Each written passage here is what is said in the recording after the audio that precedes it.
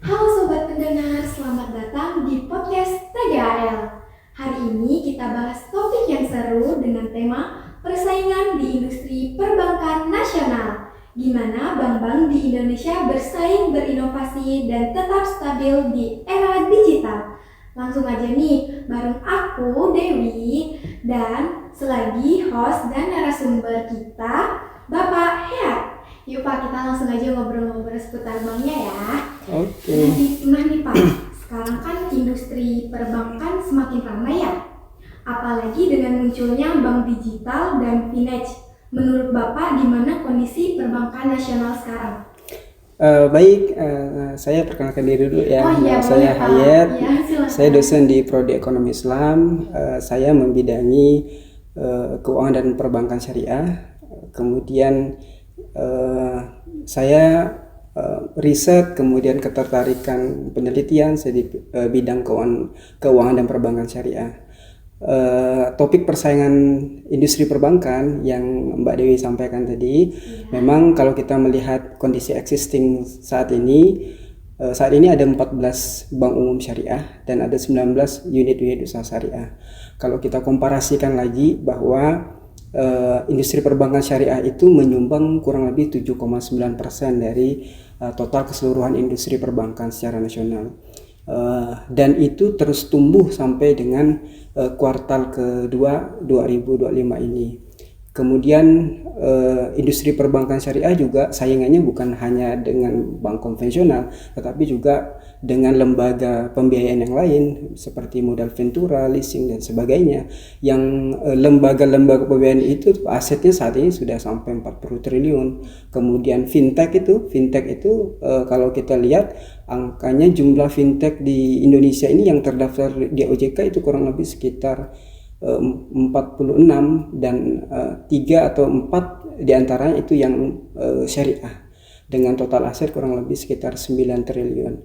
Nah, artinya persaingan di industri terutama pembiayaan perbankan syariah itu begitu ketat gitu. Jadi semakin tahun ke tahun itu persaingan itu semakin ketat ya Pak? Iya betul, karena begini, industri perbankan itu kan keterbukaan informasi kan begitu cepat, kemudian persaingan bisnis juga begitu cepat. Bank syariah itu tidak hanya menghadapi bank-bank lokal, tapi bank-bank sesama bank nasional, tetapi juga bank multinasional yang dia memiliki modal yang kuat, teknologi yang bagus, sumber daya yang bagus, sehingga mereka memiliki daya ekspansi yang lebih besar. Namun untungnya adalah kita ekonomi syariah ini punya karakteristik sendiri dengan pasar kita, populasi muslim 83% ini yang dan masih potensi yang besar, sehingga masih banyak peluang untuk kita masuk. Oh, ternyata di dalam persaingan yang ketat itu masih ada peluangnya ya Pak? Benar sekali. Oke. Nah nih Pak, yang kedua nih kan tadi persaingannya tuh lumayan ketat. Strategi bank tuh gimana ya Pak? Strategi dalam masing-masing bank?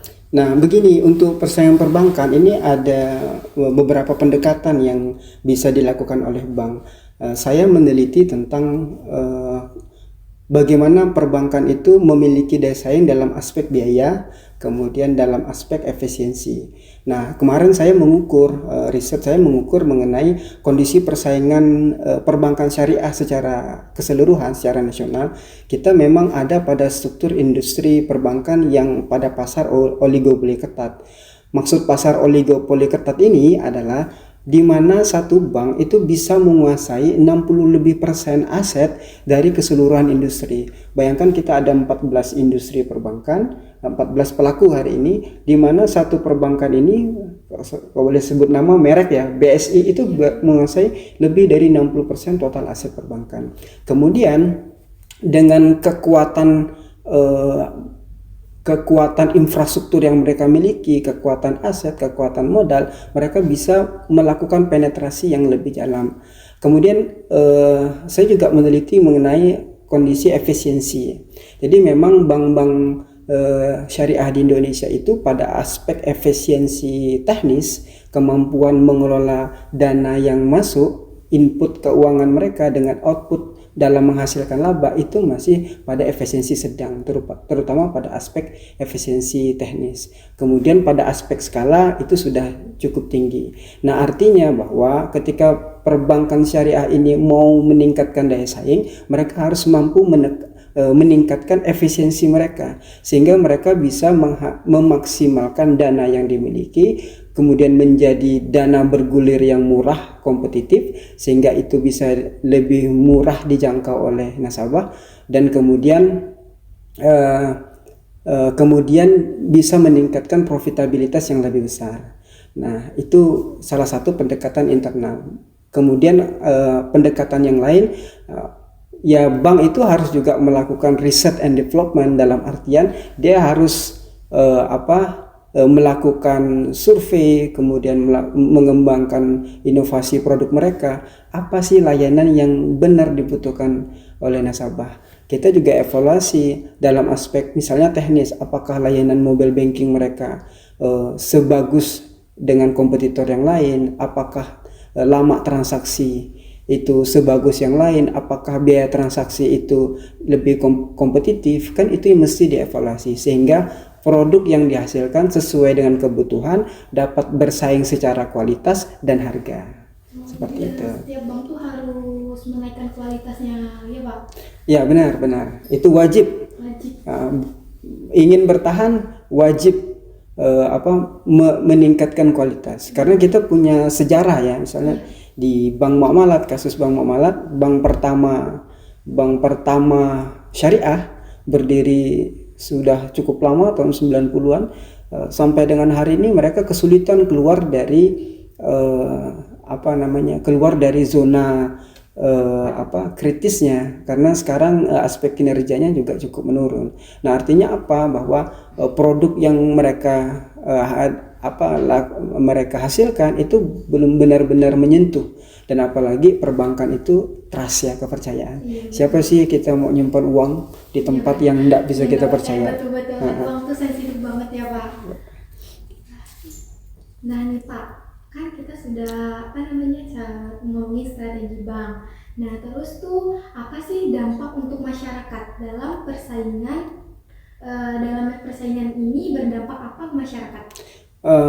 Semakin pasar tuh kompetitif, maka semakin efisien perusahaan itu dalam cost of fund-nya itu semakin murah. Nah, kalau cost of fund-nya, biaya dananya murah, maka masyarakat ketika akses ke perbankan dalam bentuk pembiayaan, mereka akan dapat pembiayaan dengan biaya yang terjangkau. Nah, dampaknya apa? Kalau biasanya kan masyarakat itu kan mengakses ke perbankan itu kan untuk pengembangan usaha. Nah, kalau dia dapat dana untuk pengembangan usaha, maka dia akan menekan biaya dana di masyarakat, sehingga potensi dia menghasilkan pendapatan yang lebih besar karena penggunaan dana itu jauh lebih besar, sehingga makin kompetitif pasar, maka persaingan harganya akan semakin ketat, kemudian penyedia layanan dalam hal ini perbankan akan bersaing, sehingga mereka akan tarifnya akan semakin dekat dengan biaya produksi, dan yang diuntungkan adalah masyarakat. Jadi dalam persaingan tuh masyarakat yang diuntungkan ya Pak? Benar sekali. Semakin persaingannya ketat, masyarakatnya diuntungkan gitu ya Betul. Pak? Banyak pilihan, kondisi pasar yang kompetitif, kita banyak pilihan merek A, merek B, merek C ya, bank syariah A, B, C. Kemudian pembiayaannya, kualitas layanan yang semakin baik karena dia ingin merebut pasar. Nah, kalau dia ingin merebut pasar, maka dia harus punya produk yang paling bagus, paling cepat, paling murah. Kan kuncinya itu, paling bagus, paling cepat, paling murah. Maka kalau pasarnya kompetitif, mereka akan mengarah kepada tiga hal ini, sehingga lagi-lagi masyarakat yang diuntungkan. Benar banget. Jadi dalam setiap bank tuh harus ada ciri khasnya agar daya tarik masyarakat tuh ke bank yang mereka dirikan gitu ya Pak? Iya benar. Dia akan memilih apa yang dia inginkan. Iya, betul. Misalnya dia pengen kebetulan dia dekat dengan rumahnya, bank dekat rumah, maka dia akan memilih itu. Karena begini, isu perbankan syariah ini memang persaingan itu akan semakin bagus, karena kalau kita lihat data rilis terbaru dari OJK bahwa tingkat literasi keuangan masyarakat itu hanya 46%, dan tingkat inklusivitasnya, artinya mereka tahu dan mereka mencoba menggunakan, itu hanya 13%. Bayangkan yang konvensional itu di atas 60%. Tingkat inklusivitasnya juga di atas 50%. Kita tuh masih potensinya tantangan sekaligus juga potensi. Kalau bank-bank syariah mau menggarap ini lebih serius dengan masifnya dukungan pemerintah, dengan adanya literasi keuangan di mana-mana, maka insya Allah perbankan bisa merebut hati masyarakat. Jadi pemerintah juga harus turun serta untuk berkembangnya sebuah bank ya Pak? Betul, karena begini, karena kita tidak bisa menafikan ekosistem halal, ekosistem keuangan syariah itu juga mesti dihidupkan, dijaga, karena setiap lembaga bisnis itu kan dia pasti terhubung dengan bisnis yang lain. Nah, contoh misalnya ketika kita, ini kan generasi Gen Z ya, milenial ya, kalau kita misalnya masuk ke pasar modal, biasanya kita ada saldo, kita harus deposit ke saldo RDN ya dari satu perusahaan sekuritas. Nah, kalau kita memilih bank syariah sebagai lembaga penampung RDN kita, maka kita hanya boleh membeli di satu sekuritas tertentu, hanya boleh membeli saham-saham syariah. Nah, ini kan menjadi sebuah ekosistem di mana satu bisnis mendukung bisnis yang lain. Nah, sehingga dengan dengan dukungan pemerintah saat ini kan, program Presiden Joko Widodo ini kan, Prabowo Subianto, saya sampai lupa. Prabowo Subianto ini kan salah satu adalah meningkatkan inklusivitas keuangan syariah dan meningkatkan kontribusi peran ekonomi syariah terhadap pertumbuhan ekonomi dan pembangunan. Nah, sehingga ekosistem yang saat ini mulai dibangun ini udah mulai menyatu, berkembang, dan stakeholder juga udah mulai masuk. Demikian Kak. Oke, begitu ya Pak singkatnya. Nah nih Pak, apa pendorong persaingan? Pendorongnya tuh untuk bersaing agar bank yang didirikan itu bisa bersaing sama bank yang tinggi itu Pak, lebih terkenal. Nah, kalau kita melihat, pertama kan tentu perbankan itu kan orientasi mereka kan adalah bisnis, profitabilitas. Profit itu bisa diperoleh dengan cara memperluas pasar. Nah, pasar di tempat kita itu begitu besar. Bayangkan kita kurang 200 lebih penduduk muslim yang punya rekening bank syariah itu masih hanya 20%. Nah, artinya kalau kesadaran masyarakat yang meningkat ini didorong dengan penetrasi pasar yang kuat dari lembaga perbankan syariah, maka ini seperti permintaan penawaran yang bertemu, maka itu akan menjadi satu ledakan yang bagus, trigger yang bagus. Nah, makanya bank syariah itu juga ingin berusaha meningkatkan nasabah dengan meningkatkan pasar mereka. Kemudian mereka juga harus meningkatkan layanan, kualitas layanan agar tidak direbut oleh pasar yang lain. Nah, kompetitor kan sekarang makin ketat, terutama yang sekarang itu yang benar-benar ada di setiap handphone masyarakat itu adalah fintech tuh loh. Hampir setiap hari kita dapat tawaran, dapat iklan, yuk pinjam di sini kan, begitu kan. Nah, sehingga kalau bank syariah tidak seaktif itu, maka ya mereka akan stagnan. Terlebih kita juga mendorong masyarakat, ya memangnya lebih bagus kalau dalam akses pembiayaan ke perbankan saja, terutama perbankan syariah, karena biaya dananya lebih murah dibandingkan dia harus minjam ke lembaga lain, institusi. Semakin kecil institusi biasanya semakin mahal. Kemudian kalau institusi itu tidak formal, maka rate-nya makin tinggi. Misalnya contoh kita lintah darat, misalnya kita ya, dia bisa ngasih bunga atau itu bisa sampai 30%, 40%. Kalau di bank syariah, kalau KUR itu hanya 3%, 3-5%. Kalau pinjaman berbasis perumahan itu biasanya 8-12%. Ekuivalennya ya. Nah, jadi lebih murah di bank syariah. Oh, jadi bank syariah ini keunggulannya tuh lebih murah ya Pak? Lebih murah dibandingkan institusi yang lebih kecil ya, apalagi dia institusi yang tidak formal. Sehingga masyarakat jangan merasa termarginalkan. Misalnya kan ada kelompok masyarakat tertentu yang mungkin menganggap bank syariah itu terlalu eksklusif. Nah, sehingga sungkan untuk ke bank, sungkan menabung di bank, kan begitu kan? Dia lebih percaya celengan. Nah, padahal nabung di rumah itu tidak aman. Nah, tidak aman ya. Terutama kita sendiri kadang-kadang tidak konsisten kan, takut hilang. Makanya diambilin ya. Nah, kalau kita tabung di bank, kita setidaknya kita punya perencanaan. Uang ini akan kemana dan aman. Nah, gitu. Jadi masyarakat sama bank tuh saling menguntungkan ya Pak. Kalau misalnya kita nabung di bank, kita tuh merasa aman uang kita. Kalau misalnya di rumah kan kadang ya diambilin, bisa jadi hilang. Nah, benar sekali Mbak. Apalagi kalau diceleng itu kalau misalnya lama nggak diambil kan diambil rayap ya Pak. Ya, resikonya itu ya. Biasanya kan ibu-ibu rumah tangga ditaruh di bawah kasur. Ya. Apalagi sekarang ini banyak kemudahan ya yang dihadapi, yang diberikan oleh perbankan. Sekarang itu kita buka rekening tabungan, kita tidak perlu langsung ke bank, kita tinggal download aplikasi, kemudian kita isi formulir yang ada di aplikasi itu, kemudian mereka akan verifikasi.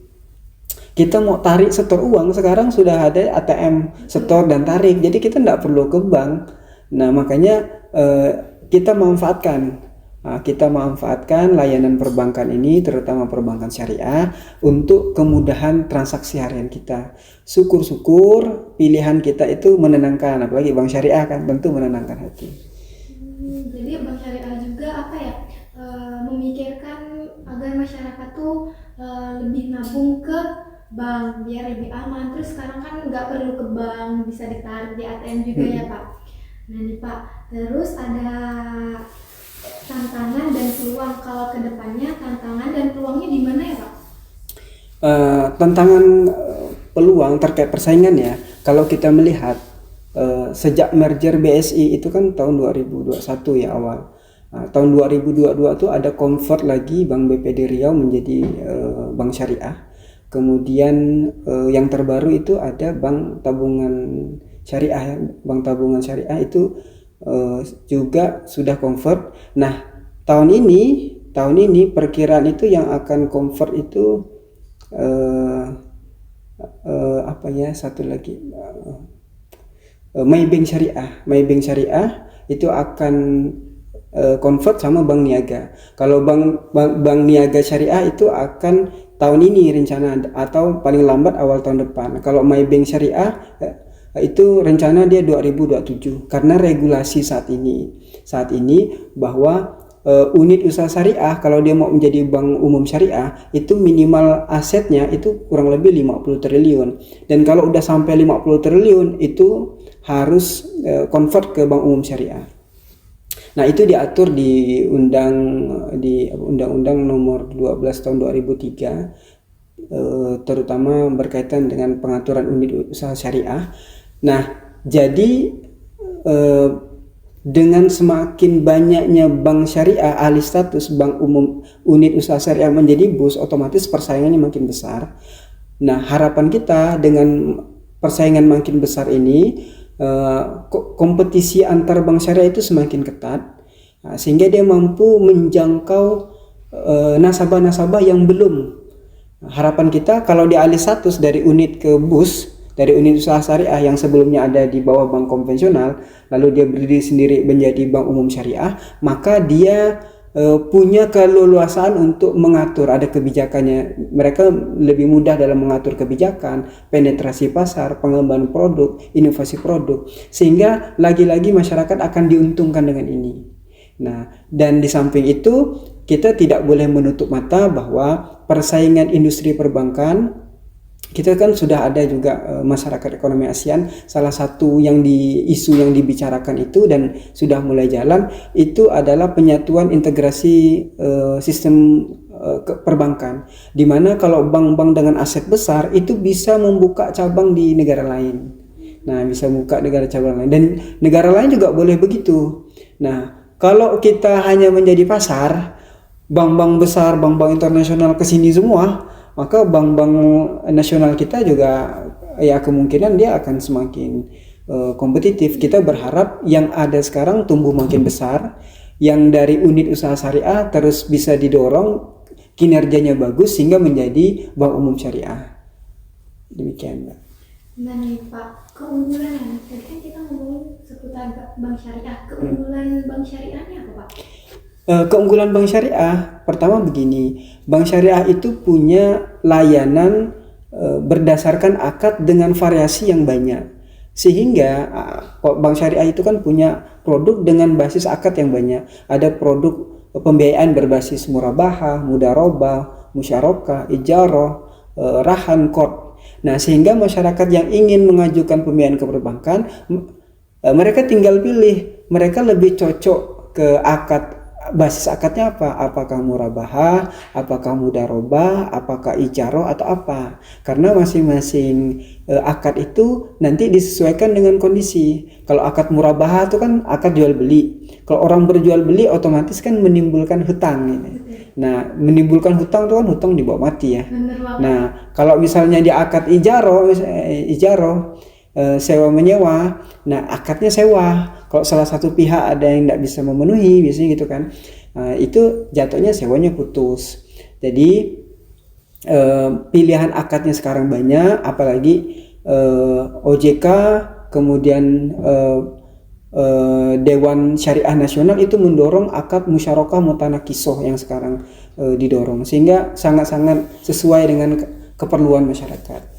Jadi itu salah satu keunggulannya. Itu ya Pak, akadnya yang lebih banyak. Akadnya betul, pilihannya lebih banyak. Ternyata bank syariah juga memiliki ciri khas dan bank lain juga memiliki ciri khasnya ya Pak untuk daya tarik masyarakatnya. Benar sekali. Nah nih Pak, udah di penghujung acara aja. Nah jadi saya mengucapkan terima kasih kepada Bapak yang telah menyempatkan waktu untuk ngobrol-ngobrol di podcast TGAL hari ini. Nah ini teman-teman, menarik banget bukan? Hari ini semoga persaingan di dunia perbankan tetap sehat dan inovasi. Terima kasih kepada Bapak Hayat yang telah meluangkan waktu dan semua pendengar yang udah nyimak. Terima kasih, sampai jumpa. Terima kasih.